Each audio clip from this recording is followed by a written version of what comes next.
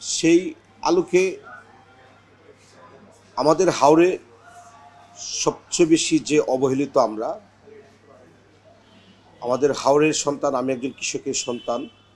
আজকে রাজনীতি করেছি, ইন্টারমিডিয়েট পাস করে ঢাকার তিতুমির কলেজ থেকে অনার্স মাস্টার্স শেষ করে আমি জাতীয়তাবাদী ছাত্রদল কেন্দ্রীয় কমিটির জয়েন্ট সেক্রেটারি, এখন এই কমিটির ভাইস প্রেসিডেন্ট। তিতুমির কলেজের ছাত্রদলের ভাইস প্রেসিডেন্ট ছিলাম।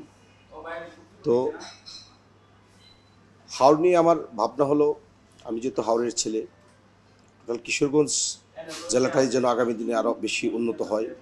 সেটার পাশাপাশি হাওড়ের প্রতি স্পেশাল ভাবনা হলো, হাওড়ের কৃষক প্রায় 80% কৃষক তার কৃষির ন্যায্য মূল্য পায় না। হাওড়ে 6 মাস কৃষিকাজ আর 6 মাস জেল জাল দিয়ে মাছ ধরা। জেলেরা উন্মুক্তভাবে যে জলমহলগুলি রয়েছে সেটা যেন পুঁজিবাদীরা গ্রাস না করতে পারে, পুঁজিবাদ যেন এখানে আঁকড়ে না ধরতে পারে, সেটা উন্মুক্ত করে দেওয়া যেভাবে হোক সরকারের সাথে কথা বলে, তাহলে এই দেশের জেলেরা বাঁচবে। আর কৃষক যদি তার ন্যায্য মূল্য পায়, দানের মূল্য পায়, তাহলে কৃষিকাজে আরও আগ্রহী হবে। আমাদের সেই পূর্বপুরুষ থেকে এখন পর্যন্ত শুধু আমরা কৃষিকাজ করেই যাচ্ছি, কিন্তু দৃশ্যমান আমাদের পরিবারের কোনো পরিবর্তন আমরা পাই না হাওড়ের মানুষ। এই যে ন্যায্য মূল্য না পাওয়ার কারণে যত টাকা খরচ করি তার থেকে বেশি টাকা আমাদের আর্ন হওয়ার কথা, প্রফিট হওয়ার কথা, কিন্তু সেখানে সেটা আমরা পাচ্ছি না। আমরা বৈশাখ মাসে 1 মণ ধান উৎপাদন করতে খরচ হয়েছে প্রায় 1200 টাকা, কিন্তু আমরা আবার ঠিক বৈশাখ মাসে বিক্রি করা লাগতেছে 1000 টাকা। তাহলে 200 টাকায় আমি ঘাটতির মধ্যে পড়ছি। এ ব্যাপারে আমার যথেষ্ট বক্তব্য রয়েছে, এবং আমাদের ভারপ্রাপ্ত চেয়ারম্যান জনাব তারেক রহমানও সেখানে কৃষকের কাছ থেকে সরাসরি ধান ক্রয় করে কীভাবে সরকারি খাদ্য মজুত দেওয়া যায়, গোদামে রাখা যায়, এবং কৃষক যেন তার ন্যায্য মূল্য পায়, সে ব্যাপারে ইনশাল্লাহ আমরা যদি রাষ্ট্র ক্ষমতায় আসি, সে ব্যাপারে তারেক রহমান সাহেব সুনির্দিষ্টভাবে বক্তব্য দিয়েছে। আসলে ইজারা প্রথা অবশ্যই বাতিল হওয়া উচিত।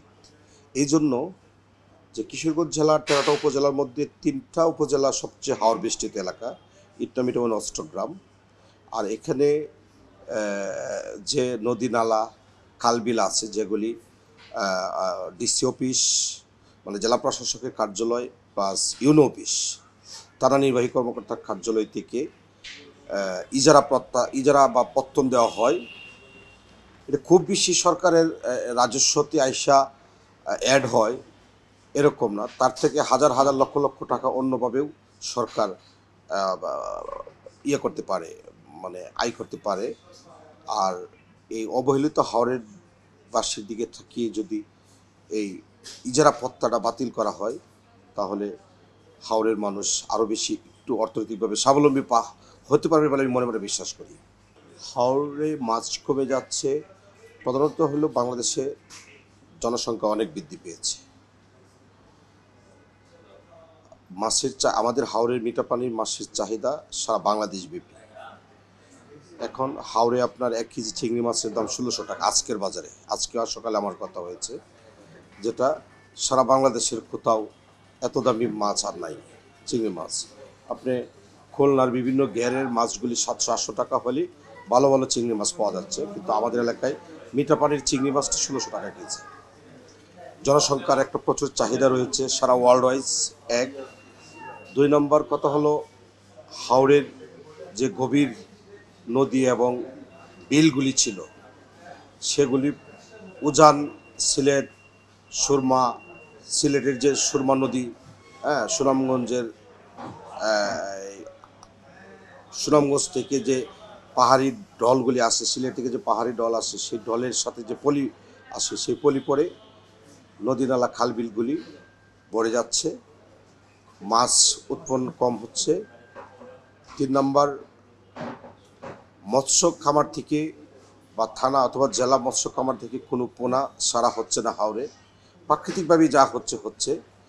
4 নম্বর হলো, আমি ইদানিং এবছর এই তো 15-20 দিন আগে গ্রাম থেকে আসলাম।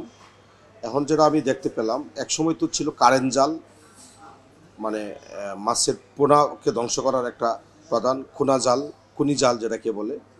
এখন একটা জাল বেরিয়েছে যেটাকে বলে রিং জাল, চায়নাদের তৈরি। এটা আসলে একদম ছোট মাছ থেকে শুরু করে অনেক বড় বড় মাছ ধরা পড়ে। হ্যাঁ, প্রায় সব ধরনের মাছ ধরা পড়ে। এতে করে মাছ আর বড় হতে পারে না। একদম জ্যৈষ্ঠ মাসে যে সময় পানির তৈ তৈ করে পানি আসছে, সে অবস্থায় এই রিং ছাই দিয়ে জেলেরা কী করবে, পেটের দায়ে বাচ্চা কাঁদে, পেটের দায়ে তারা এই মাছগুলি ধরার একটা উপক্রমে লিপ্ত হয়ে যায়। এতে করে মাছ তার ডিমগুলি ছাড়তে পারে না, বা মাছ তৈরি হয় না, ছোটোর সময় মাছ ধরা পড়ে যায়। আজ থেকে 20 বছর 50 বছর পরে হাওরের মানুষ মাছ, মানে হাওরের মাছ দেখার জন্য মানুষ টিকিট কেটে মানে বিভিন্ন গবেষণাগারে ঢুকবে, সেটা আমি মনে প্রাণে বিশ্বাস করি। আপনি যেরকম বলছেন, যেরকম ইলিশ মাছ যেরকম একটা নির্দিষ্ট সময়ে সরকার থেকে নিষেধাজ্ঞা আসছে, বা আমাদের মৎস্য ভবন থেকে সরাসরি প্রচারণা চালানো হয় যে এই সময় থেকে এই সময় পর্যন্ত মেয়ে ইলিশগুলি ডিম সার্ভে, সুতরাং এই টাইমে মাছ ধরা, ইলিশ মাছ কোনোভাবেই ধরা যাবে না। সেরকম একটা পন্থা আমাদের হাওরে অবলম্বন করা দরকার। বিশেষ করে জ্যৈষ্ঠ থেকে আষাঢ় বা শ্রাবণ মাসের 15 তারিখ পর্যন্ত এই সময়টুকু যদি আমরা মাছ, সকল ধরনের মাছ মারা থেকে বিরত থাকি, আমার মনে হয় আমরা যে আমাদের যে প্রাকৃতিক যে একটা মাছের যে উৎপাদন সেটা বৃদ্ধি পাবে। আবার পাশাপাশি মাছের যে একটি বিস্তার, মাছ মারলেও মাছ শেষ হবে না, সেটা কন্টিনিউ থাকবে। পাশাপাশি মাছের পোনারাও যদি আমরা ওই সময় ছাড়ি, ওইটাও আরও পোনা দিবে। এতে করে টোটাল হাওর যে একটি মানে মাছে ভরা হাওর, সেটা প্রতিষ্ঠিত পাবে।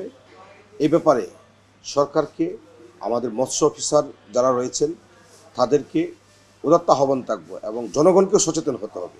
শুধু সরকার আইন করলো সেটা বাস্তবায়ন করতে গেলেও জনগণকে সচেতন হতে হবে, আপনাকে আমাকে সচেতন করতে হবে। এবং আপনারা যারা সাংবাদিকরা রয়েছেন, আপনারাও আপনাদের 2 কলম লেখার মাধ্যমে, 2টি সেন্টেন্সের মাধ্যমে সেটা একজন সচেতন নাগরিক, এখন তো প্রায় আমাদের হাওরেও অনেক শিক্ষিত সন্তান জন্ম হয়েছে, তারাও শিখবে, তারা তার বাবাদেরকে বলতে পারবে যে এই সময় থেকে এই সময় পর্যন্ত আপনারা মাছটা ধরবেন না। এই ব্যাপারে অবশ্যই সরকারের গুরুত্বপূর্ণ ভূমিকা পালন করা উচিত।